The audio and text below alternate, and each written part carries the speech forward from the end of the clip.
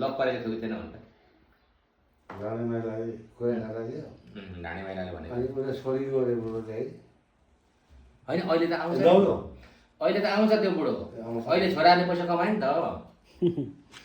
इडेम कमायो अरे पैसा टाढी पनि कमायो पैसा कमायो होला सबै डिम्बुराको पैसा पो भयो बुझेको र निकै बिहे गर्नु खोजेको कि तर के मिलेन जहाँ खानु जान्थे फकाउनु पनि जानेन के हो फौज चाहिँ बल गर्न भनेको त्यो बल भएर खल्दै गर्नुपर्छ कुरा त गर्नु धेरै भयो बल निकै पर्छ नि के मिलेन जुरन्ने छैन मान्छे त यस्तै हो नि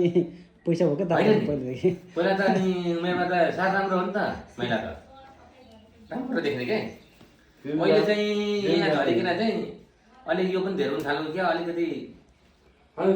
यहाँ आएर सुध्रेको झन् राम्रो देखेको नि सिकुटे भइसक्यो नि होइन अस्ति म सुरुमा आएँ होइन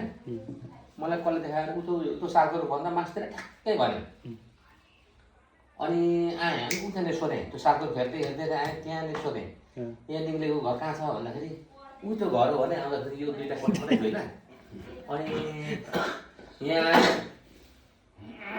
खोइ माइला भनेको खोइ पनि कता भने एकछिन पछाडि यहीँ बसिरहेको उताबाट सुई आएँ सुएर कपाल पनि सेदैछ दारी पनि छ होइन खानु छोड्दै सुरुै खोकै छ सुरु चिनी ए चिनी हाल्नु भयो म अनि अब 21 सालको मान्छे 37 सालतिर म यता झरेको फेरि पनि अपडाउन चाहिँ गर्थेँ नि त पाहाड गएर गरिरहन्थेँ ठ्याक्कै 45 सालबाट चाहिँ मैले छोडेँ कि 45 सालमा बलरामसँग गयो नागाल्यान्ड 8 वर्ष बसेँ 8 वर्ष बसेँ अनि त्यहाँदेखि आएँ आएर 3-4 वर्ष घरमा बसेँ अनि काठमाडौँतिर गएँ काठमाडौँ गएर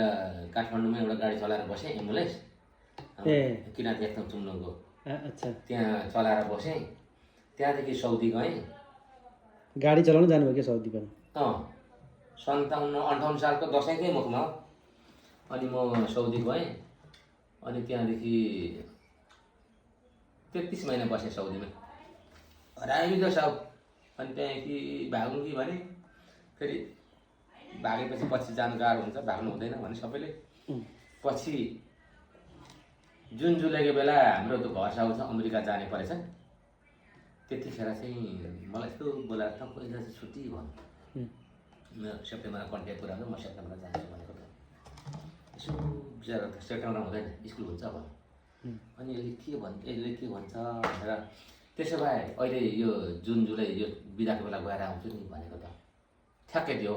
म त त्यत्रो काबु भएर भाग्नुबाट भन्दै थिएँ ठ्याक्कै छुट्टी दियो त्यहाँदेखि उम्केको किन जान्थेँ नि अनि आएर चाहिँ फेरि म कतार गएँ कतारमा चाहिँ ठिकै थियो त्यतिखेर मेरो म ठुलो गाडी चलाउँथेँ होइन पानीको ट्याङ्कर चलाउँथेँ 1700 तलब थियो ओभर टाइम गर्दाखेरि 25-2600 हुन्थ्यो त्यतिखेर डरै हो त ठिकै थियो राम्रै थियो पहिला साउदीमा त थिएन 600 रुपियाँ सुक्का थियो अनि पछि कतार गइसकेपछि त राम्रै थियो त्यतिको ठिकै भन्नु पर्यो होइन राम्रो अन्त त त्यतिखेर जानु अनि म 2010 मा त क्यान्सलै आएको 2010 त्यो जानु क्यान्सल आएको